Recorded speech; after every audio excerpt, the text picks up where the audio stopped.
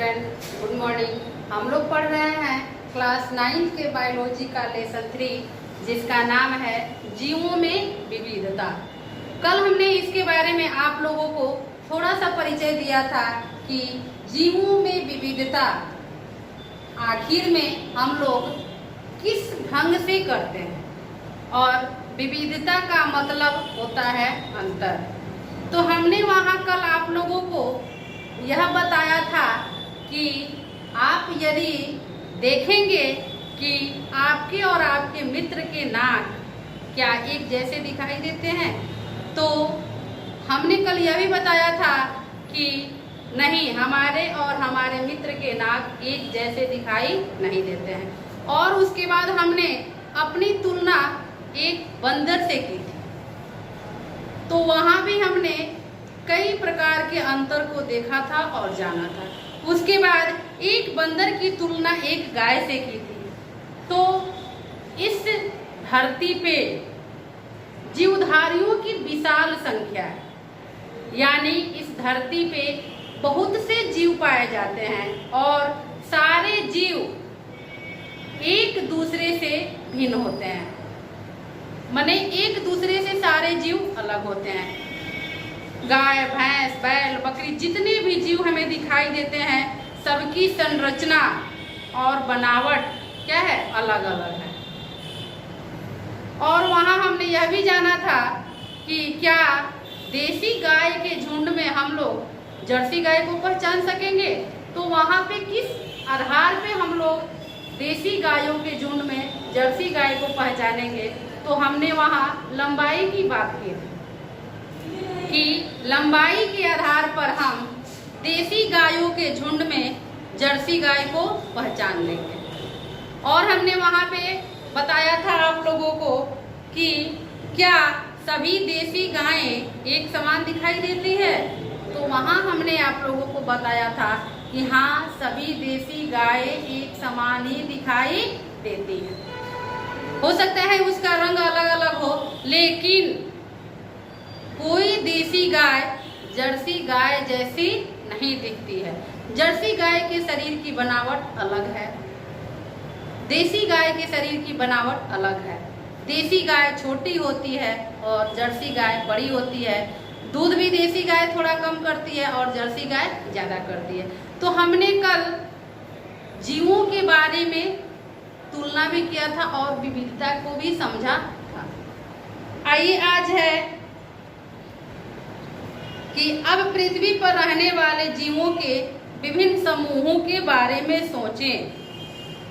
हम एक ओर जहां सूक्ष्मदर्शी से देखे जाने वाले बैक्टीरिया, जिनका आकार कुछ माइक्रोमीटर तक होता है।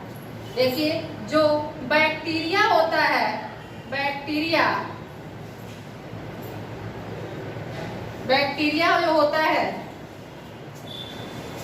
उसका आकार कुछ माइक्रोमीटर तक होता है।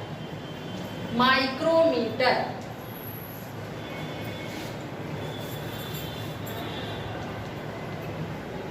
बैक्टीरिया जिसका आकार क्या होता है, कुछ माइक्रोमीटर तक होता है। और उस जीव को हम लोग अपने ऐसे खुली आंखों से नहीं देख सकते हैं। उसको देखने के लिए हमें सूक्ष्मदर्शी यंत्र की,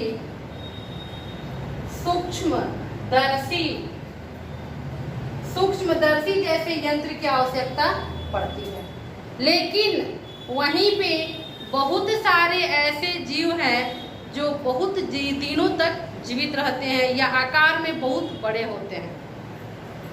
देखिए, वहीं दूसरी ओर 30 मीटर लंबे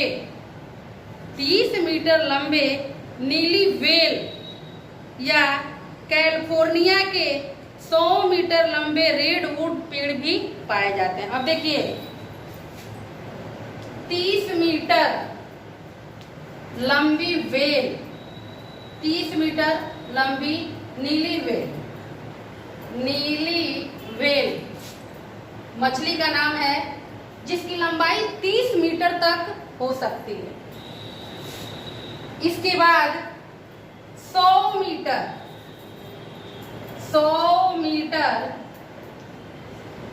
रेडवुड पेड़ का नाम है, पेड़ का नाम है, या पेड़ का रेडवुड एक पेड़ का नाम है और यह कैलिफोर्निया में पाया जाता है।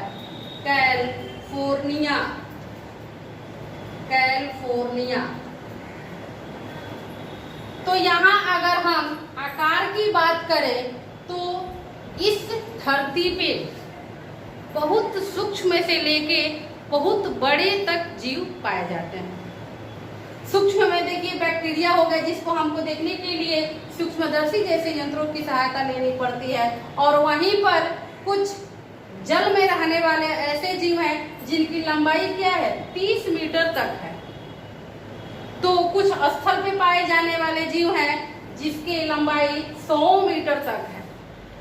तो इसको हम लोग क्या किए, अलग अलग वर्गों में विभाजित कर दिए। कुछ चीड़ के वृक्ष हजारों वर्ष तक जीवित रहते हैं, जबकि कुछ कीट जैसे मच्छरों का जीवन काल कुछ ही दिनों का होता है। अब देखिए, पेड़ है जो चीड़, वह बहुत दिनों तक जीवित रहता है, और लेकिन वहीं पे बहुत सारे छोटे छोटे जो कीट होते हैं उसके जीवन काल क्या होते हैं, बहुत कम दिनों तक होते हैं। जैव विविधता रंगहीन जीवधारियों, पारदर्शी कीटों और विभिन्न रंगों वाले पक्षियों और फूलों में भी पाई जाती है।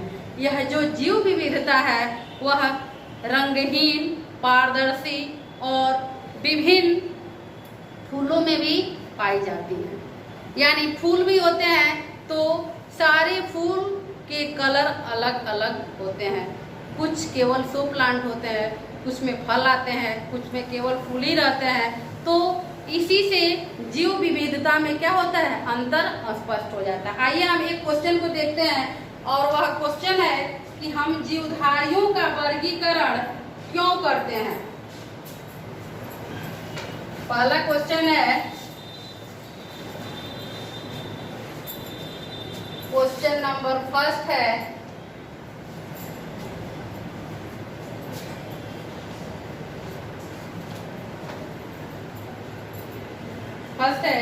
कि हम जीवधारियों का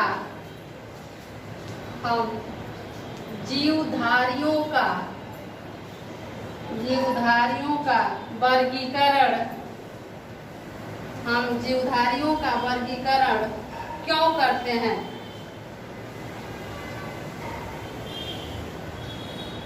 वर्गीकरण माने होता है बांटना।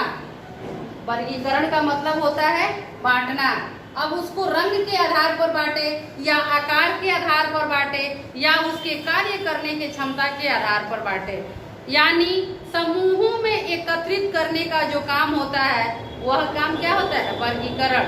यानी किसी भी अंतर को लेके हम एक समूह में किसी जीव को रखती है। जैसे देखिए, जल में तो विभिन्न प्रकार के जीव रहते हैं, तो हम लोग क्या करते हैं, जब हम लोग वर्गीकरण करते हैं तो स्थल पर रहने वाले जीवों को एक वर्ग में रख देते हैं, और पानी में रहने वाले जीवों को एक वर्ग में कर देते हैं, और आकाश में उड़ने वाले बहुत से पक्षी को एक वर्ग में कर देते हैं।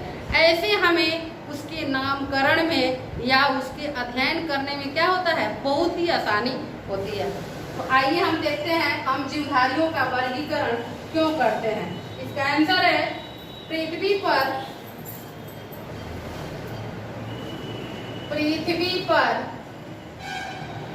जीवधारियों की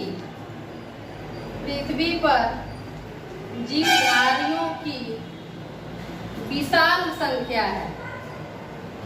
पृथ्वी पर जीवधारियों की विशाल संख्या है। पृथ्वी पर जीवधारियों की विशाल संख्या है तथा उनके आकार, साइज तथा रूप में, तथा उनके आकार, साइज तथा रूप में, तथा उनके आकार, साइज तथा रूप में अत्यधिक विविधता पाई जाती है। अत्यधिक विविधता, अत्यधिक विविधता पाई जाती है, अत्यधिक विविधता पाई जाती है। इसलिए अत्यधिक विविधता पाई जाती है, इसलिए प्रत्येक जीवों का अलग अलग अध्ययन कर पाना, इसलिए प्रत्येक जीवों का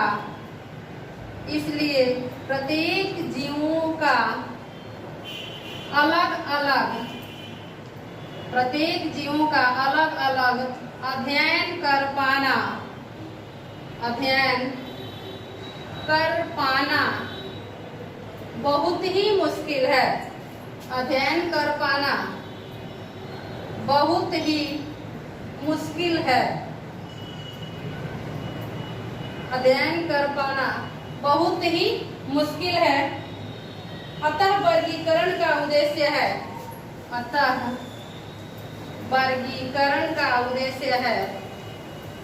वर्गीकरण का उद्देश्य है। अतः वर्गीकरण का उद्देश्य है पौधे और जंतुओं की विशाल संख्या को, पौधे और जंतुओं के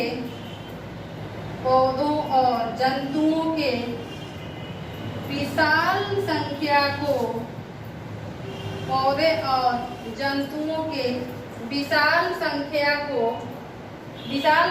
को कुछ वर्गों में संगठित करना, कुछ वर्गों में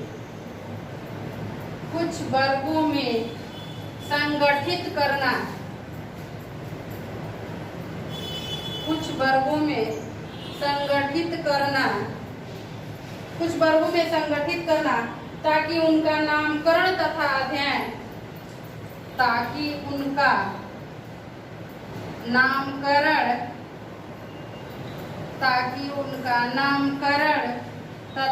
अध्ययन, तथा अध्ययन आसानी से हो सके,